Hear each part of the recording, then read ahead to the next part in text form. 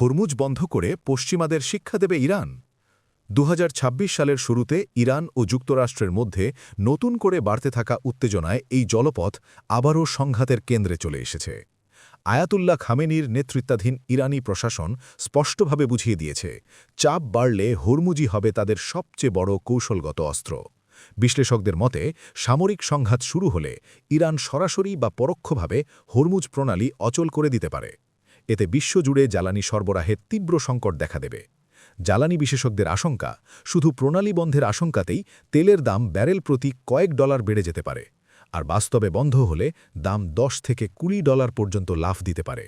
এতে কেঁপে উঠবে বৈশ্বিক বাজার, পরিবহন ব্যবস্থা ও শিল্প খাত। যদিও যুক্তরাষ্ট্র ও তার মিত্রদের শক্তিশালী নৌবহরের কারণে দীর্ঘ সময় হরমুজ পুরোপুরি বন্ধ রাখা কঠিন, তবে ইরানের কাছে রয়েছে অসম যুদ্ধের কার্যকর কৌশল। ড্রোন হামলা, নৌমাইন, দ্রুতগামী ছোট নৌযান ও বাণিজ্যিক জাহাজ জব্দ করার সক্ষমতা দিয়ে সামান্য বিঘ্ন ঘটিয়েই বাজারে আতঙ্ক ছড়ানো সম্ভব। এই বাস্তবতায় হরমুজ প্রণালী পশ্চিমাদের বিরুদ্ধে ইরানের সবচেয়ে বড় শিক্ষা দেওয়ান হাতিয়ার।